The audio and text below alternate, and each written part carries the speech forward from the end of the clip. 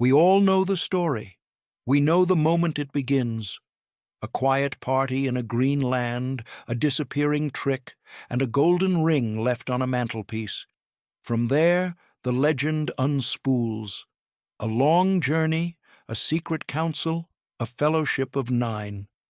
We see the world through the eyes of the small, the unassuming, the hobbits, who are swept up into a history far older and grander than they could ever imagine. And in that grand history, we meet figures of immense power and age. Elrond of Rivendell, stern and wise; Saruman the White, whose wisdom has curdled into ambition; and Galadriel, the Lady of Lórien, an almost ethereal presence, glimpsed late in the tale as a figure of serene, untouchable power, a final bastion of light before the heroes plunge into the darkness of Mordor. We think of her as a destination, a safe harbor, a test. But here's the thing nobody talks about. For the 77 years that passed between Bilbo Baggins finding the ring in a goblin cave and his nephew Frodo standing before the council of Elrond, Galadriel was not waiting. She was not a passive queen reigning over a hidden, timeless realm. She was a combatant in a war that, for her, had never truly ended. The story, as we read it, focuses on Gandalf's frantic search for answers, on Aragorn's long vigil in the wild, on the growing shadow that falls upon Middle-earth. Galadriel, in the main narrative, is a silent star, distant and bright. But the silence is deceptive. It isn't the silence of inaction. It's the silence of a watchtower, the silence of a command center deep behind enemy lines. What we are about to uncover is the hidden war she was waging all along, the secret history of the part she played before the Fellowship was ever a whisper of a thought. It's a story of quiet power, of long-sighted strategy, and of a resolve that held the line against oblivion while the rest of the world slumbered in a fragile peace. So, ask yourself this: what does a being of immense power, foresight, and millennia of experience do when she senses the greatest evil of her time beginning to stir, long before anyone else is even willing to name it? She doesn't wait for a hero to arrive. She begins to move the pieces on a board so vast, most of the players don't even know they're in the game. And what we'll find is that by the time Frodo reached her, Galadriel had already been fighting for years. Let's establish the baseline, the picture of this era that we all hold in our minds. The years after the Battle of 5 Armies are often seen as a lull, a long, quiet breath before the storm of the War of the Ring. Bilbo returns to the Shire and becomes a local eccentric. The dwarves reclaim their mountain. The men of Dale rebuild their city. In the wider world, things seem relatively peaceful. Sauron, the great enemy, has been driven from his fortress of Dol Guldur in Mirkwood and is, for all intents and purposes, gone. A victory has been won. The White Council, comprised of the wisest and most powerful beings in Middle-earth, Saruman, Gandalf, Elrond, and Galadriel, can seemingly rest easy, their duty done. Galadriel herself retreats back to her golden wood of Lothlórien, a realm outside of time, protected by her power and her ring, Nenya. From the perspective of a hobbit, or even a man of Gondor, the great struggles of the past are just that, past. They are songs and legends. But this is where the official version of history begins to fray at the edges. This is where we introduce the first complication. The driving out of the necromancer from Dol Guldur wasn't the end of a conflict, it was the beginning of one. And the person who understood this most deeply was Galadriel. She had been the primary advocate for acting against Dol Guldur for centuries. While Saruman counseled patience and delay for reasons that would later become chillingly clear, it was Galadriel who pushed, who insisted that the shadow growing there was not some minor sorcerer, but the ancient enemy himself.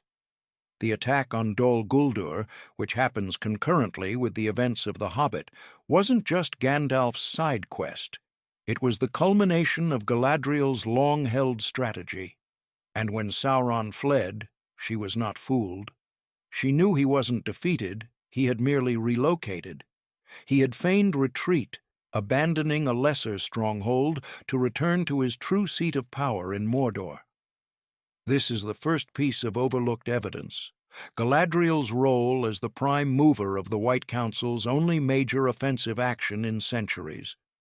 She was not a quiet participant. She was its conscience, its urgent, driving will.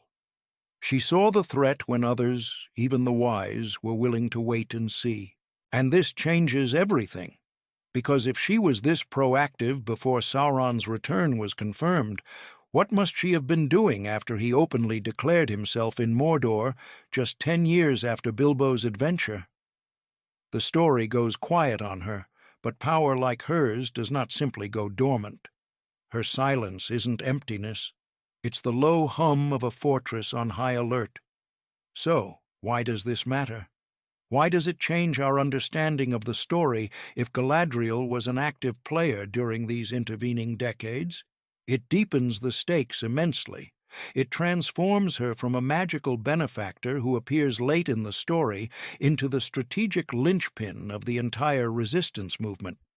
It means the forces of good were not simply reacting to Sauron's moves. They had a quiet commander who was playing a long, subtle game of her own. Her power, embodied by her ring Nenya, the ring of adamant and water, was one of preservation, protection, and concealment from evil. Lothlórien wasn't just a hidden elven paradise, it was a bastion, a fortress of will made manifest.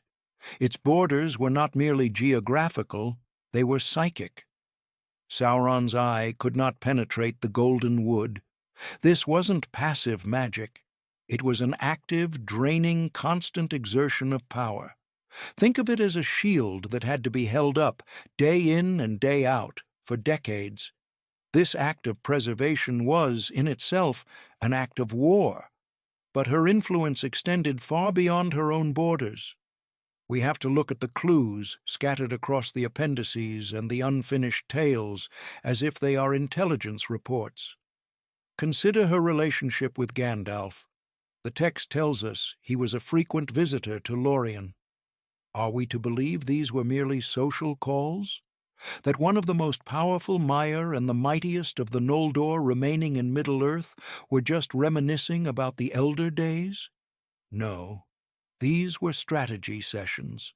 Lórien was Gandalf's one truly safe harbor, a place where he could speak his mind without fear of Saruman's spies or Sauron's listening shadows. It was in Lórien that he could share his growing fears about Bilbo's ring. It was almost certainly Galadriel who would have listened, who would have weighed his evidence, and whose own foresight would have confirmed his darkest suspicions. She would have been his confidant and his counselor. We can see her influence in the actions he takes. He begins his long and arduous task of piecing together the history of the One Ring. He and Aragorn begin the hunt for Gollum. These crucial quests, which form the entire backbone of the story's prelude, were not undertaken in a vacuum. They were born out of the quiet councils held under the golden leaves of Lothlórien. Galadriel, with her millennia of experience fighting the long defeat against Morgoth and Sauron, would have been the one to provide the historical context, the strategic oversight, and perhaps even material support through her own network of elusive, silent guardians. She was the anchor, the one constant point of light that Gandalf could always return to. Let's layer this analysis further. Galadriel wasn't just a counselor. She was an intelligence hub. Lothlórien is situated at a strategic crossroads of Middle-earth. To the east lies Dol Guldur and Mirkwood, to the west the Misty Mountains, to the south the river Anduin, the main artery of the land. News would have flowed to her from all directions. The elves of Lórien, the Galadhrim, were not idyllic wood-dwellers. They were a martial society, veterans of ancient wars, masters of stealth and ambush. Their patrols would have ranged far and wide, silent sentinels watching the growing darkness in Mirkwood, the resurgence of orcs in the mountains, the traffic of foul things along the river. Every piece of information would have been brought back to Caris Galadon, to the Lady of Light. She would have known, long before the council in Rivendell, that the orcs were multiplying, that wargs were prowling the edges of the wild, that a shadow was falling on the hearts of men. She didn't need a palantir to see the state of the world. She had the oldest and most reliable information network there is, eyes and ears on the ground. Let's imagine a scene, not from the books, but constructed from what we know of her character and her realm. Picture Galadriel, not on her high flet among the malern trees, but in a quiet chamber, lit by a single silver lamp. Before her stands an elf lord, returned from a long patrol down the river. His clothes are worn, his face grim. He speaks in a low voice, telling of barges bearing crude southern markings moving north under the cover of night. He tells of whispers among the woodsmen of a new fear in the east, of a dark tower being rebuilt. He brings no single definitive piece of evidence, just fragments, a shadow here, a rumor there, a pattern of encroaching darkness. Galadriel listens, her face impassive, but her eyes holding the weight of centuries of such reports. She asks a question, her voice quiet but precise, about a specific landmark, a particular bend in the river. The scout answers. She nods, dismissing him. Alone, she walks to a great map spread on a table of polished wood, a map not of roads and cities, but of influence, of shadows, of hope. And with a single slender finger she traces a line of inquiry, a path of concern, a thread for Gandalf to pull on his next journey. This brings us to an uncomfortable question. If she knew so much, why did she remain hidden? Why not march forth with an army? Why not reveal her power to the world? Because she understood the nature of her enemy and the nature of her own strength. Her power was in wisdom, foresight, and preservation, not in open warfare. To reveal herself would be to make herself a target. Sauron would bend his entire will to destroying her, and Lórien, for all its strength, could not stand against the full might of Mordor alone. More importantly, she knew this was not a war that could be won by elves. The time of the elves was ending. The hope for the future, the ultimate victory, had to belong to men. Her role was not to fight the war for them, but to hold the darkness at bay long enough for the true heroes of the age to find their courage. Her strategy, then, was one of patience and misdirection, a grand game of chess played across a continent and over decades. The analogy of a chess master is fitting. She could see the board with a clarity that no one else possessed, not even Gandalf. She understood Sauron's obsession. He was hunting for the ring, yes, but he was also hunting for the other rings of power, especially the 3 held by the elves. He could sense their presence, but he could not see them or their bearers. This gave Galadriel an extraordinary advantage. She could use his obsession against him. She knew that as long as he believed the elven rings were his primary threat, his attention would be divided. He would look for power among the powerful. He would watch Elrond in Rivendell. He would try to corrupt Saruman in Isengard. He would look to the seats of ancient authority. He would not, could not, conceive of the idea that the fate of the world would be placed in the hands of a hobbit from a forgotten corner of the land. Galadriel's entire strategy was built on this fundamental truth: protect the secret, maintain the illusion of elven passivity, and in the shadows cast by that illusion, nurture the real hope. This is a form of power that our modern world often fails to recognize.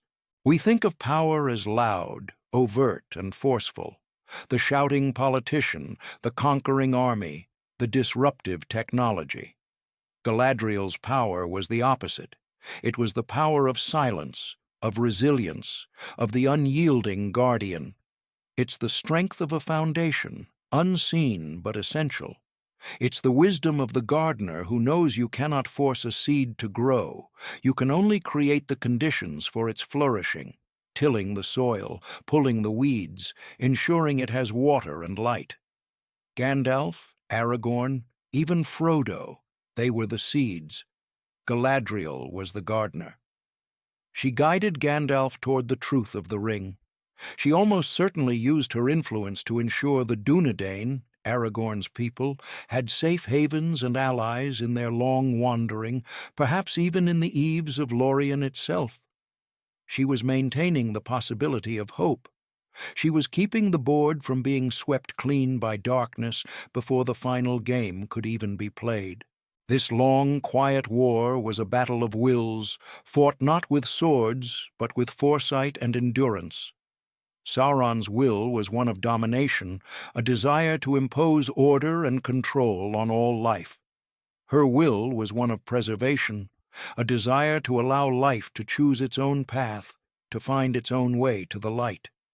For 77 years, these two immense forces were locked in a silent struggle, a tension that held the very fabric of Middle-earth taut. This brings us to a more philosophical plane. What does this quiet, decades-long struggle reveal about the nature of hope and resistance? It suggests that true resistance is not always a single heroic charge. More often, it is a long, thankless, and invisible vigil. It is the act of holding a space open for a miracle. The entire world believed Sauron was a vanquished ghost, a tale to frighten children. Galadriel knew he was a patient, calculating reality. While kingdoms rose and fell, while generations of men were born and died, she kept watch. This is a profound form of hope. It is not the optimistic belief that things will get better. It is the grim, resolute certainty that they must not be allowed to get worse. It is the hope of the lighthouse keeper on a stormy night who doesn't know what ships are out there, but who keeps the light burning regardless, because to let it go out is to surrender to the storm. We need to start connecting the threads. Gandalf's journey to Minas Tirith to read the scroll of Isildur. Was the idea entirely his own, or was it prompted by a quiet question from Galadriel about the ring's history? Aragorn's capture of Gollum, a feat of incredible tracking and endurance. Did he receive aid, a place of rest, or a piece of intelligence from Lórien's patrols that put him on the right path? The story doesn't tell us explicitly, but the logic is undeniable. These disparate actions, which seem like the individual efforts of heroes, begin to look like a coordinated, albeit loosely knit campaign. And at the center of that web of resistance is Galadriel. She is the spy master, the strategist, and the spiritual anchor. Her rhythmic, constant pressure is what kept the flame of defiance alive in an age of growing despair. The sentences of her actions are short, the moments of her intervention are sharp, but they are built upon the long, flowing prose of decades of watchfulness. She held the line. She kept the faith. She endured the silence. She knew Saruman was turning, sensing his pride and his secret desire for the ring long before Gandalf did. She knew the weakness of men, the fading of the elves, the deep resilience of the small folk. She saw all the pieces, all the possibilities, all the paths to ruin, and the one single, narrow path to salvation. And she dedicated every fiber of her ancient, powerful being to keeping that one path clear. As the time of the Council of Elrond approaches, the tension reaches its peak. Frodo is racing for Rivendell with the ring, hunted by the Nazgûl. Gandalf is imprisoned by Saruman atop Orthanc. The world of the heroes is shrinking, becoming a frantic, desperate flight. But if we pull back, if we look from the perspective of Lórien, we see a different picture. We don't see chaos. We see the culmination of a long and patient plan. The pieces that Galadriel has been subtly positioning for decades are now converging. The ring, the one variable she could not control, has finally come out of the shadows and is moving toward a place of counsel. The heir of Isildur, Aragorn, whom she has watched over from afar, is now revealed as the protector of the ring-bearer. Gandalf, her friend and ally, though temporarily removed from the board, has already set the key events in motion. Everything is coming to a head. And here we can introduce the concept of her network not as a person, but as the story's overlooked hero. It is the Sylvan scout who brings news of the Nazgul crossing the Anduin. It is the hidden knowledge of the land that allows Aragorn to guide the hobbits through the wild. It is the very existence of Lorien and Rivendell as safe havens that makes the journey possible at all. These are not passive elements of the landscape. They are active components of Galadriel's grand strategy of preservation. She and Elrond have maintained these islands of light in a darkening world, not for their own sake, but for this very moment. They are the staging grounds for the final response. When Elrond sends out his call for the council, he is not casting a net into the sea, hoping to catch the right fish. He is activating a network that has been on standby for a lifetime. The messengers that go forth from Rivendell are traveling roads made safer, through lands made more watchful, because of the silent work of the elven lords.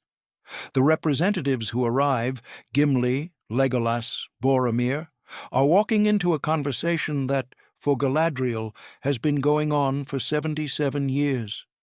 She is not present at the Council of Elrond in person, but her presence is felt in every decision.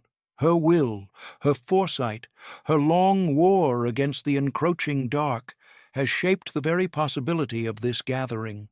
The council is not the beginning of the resistance. It is the moment the hidden, quiet resistance she has nurtured finally steps into the light. And here we arrive at the core realization, the pivot of our entire exploration.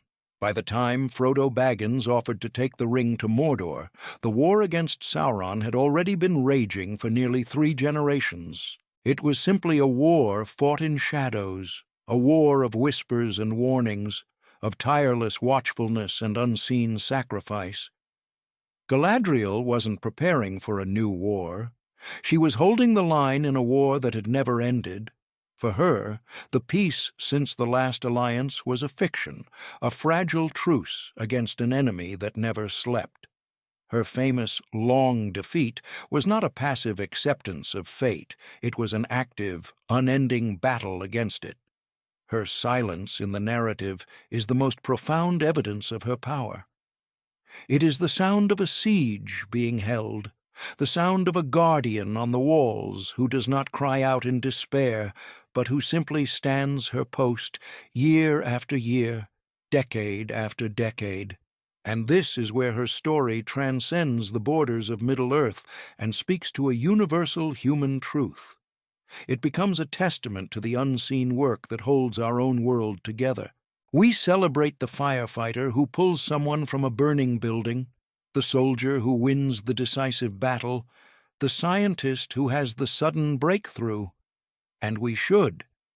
But we so rarely celebrate the person who inspects the fire alarms every year, the diplomat who spends 30 years negotiating treaties to prevent the war, the lab technician who performs the same mundane tests 1,000 times, creating the foundation of data upon which the breakthrough is built. Galadriel is the patron saint of this quiet, essential heroism. She embodies the profound, world-shaping power of maintenance, of vigilance, of long-term, unglamorous commitment. The peace and beauty of the Shire, that idyllic world that Frodo is fighting to save, did not exist in a vacuum. It was a garden, and like any garden it was protected by a wall. Galadriel was that wall. She and others like her, Elrond, Gandalf, the Rangers of the North, were the gardeners, tending the soil of hope, while the hobbits slept soundly in their beds, unaware of the wolves circling just beyond the hedge.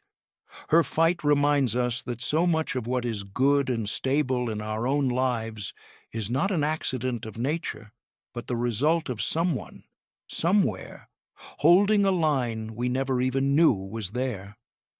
Think about it in your own life. The stability you feel might rest on the foundation of a parent's quiet, lifelong financial prudence. The community you love might be held together by the tireless, often thankless, work of a local organizer who attends every boring town meeting. The knowledge we take for granted exists because generations of librarians and archivists have patiently preserved and catalogued it. This is the echo of Galadriel's war. It is the constant, low-level struggle against entropy, against decay, against the slow creep of darkness and despair.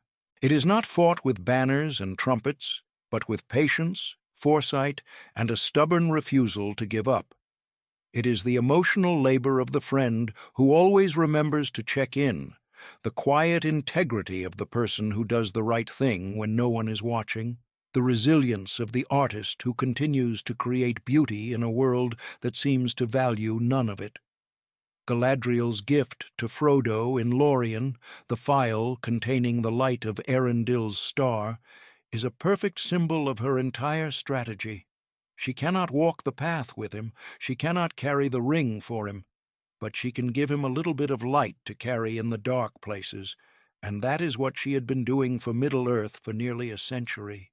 She had been tending the last lights of the world, keeping them safe, so that when the darkness became absolute, a hero would have something to hold in his hand, a reminder that even in the deepest shadow there is a light and a hope that has been guarded for him all along. Her greatest power was not her ring, or her foresight, or her ancient wisdom. It was her understanding that you cannot defeat the darkness by becoming a brighter, more blinding light.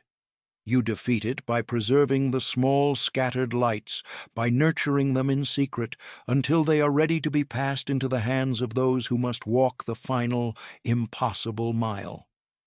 Her struggle is the struggle of everyone who has ever worked to build or protect something precious over a long period of time, knowing they might not live to see it completed, but doing the work anyway, because the work itself is its own form of hope. So we close by returning to that first image we have of her, the serene and ethereal queen in the heart of the golden wood. But now we see her differently. She is not a figure in a stained-glass window, beautiful and remote. She is a veteran. She is a commander who has just seen the first wave of reinforcements arrive after a 77-year siege. The weariness in her eyes, which Tolkien describes, is not the weariness of age, but the weariness of a soldier who has been on watch for longer than a mortal lifetime.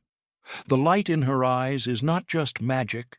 It's the fierce, unyielding glow of her own will, the light she has kept burning against the shadow. The test she puts the fellowship through is not a whim of a powerful fae. It is a final intelligence assessment. Are these the people she has been waiting for? Can they bear the weight of the hope she has so carefully preserved? When she looks into Frodo's mind, she sees the ring. Yes, but she also sees the simple, unassuming courage of the Shire, the very thing she has been working to protect.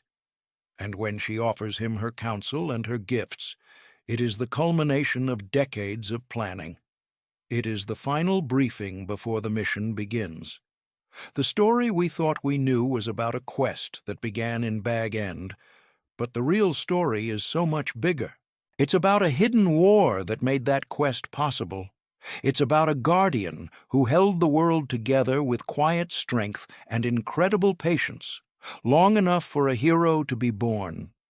What does a being of immense power do when she senses evil stirring? She does not sound the alarm and ride to war. She plants a seed. She tends a garden. She keeps a light burning in a high tower. And she waits, with the infinite patience of the sea and the stars, for the right hands to carry that light into the dark. Perhaps the greatest lesson Galadriel teaches us is that the most important battles are not always the loudest. Sometimes the most profound act of heroism is simply to hold your ground, to keep the faith, and to protect the light, no matter how long the watch. So next time you look out at the world and you see something good, something peaceful, something that endures, maybe ask yourself, who is the Galadriel of this story? Who is the unseen guardian holding the line? You might be surprised where you find them. They are everywhere, and they are the reason we have a world left to save.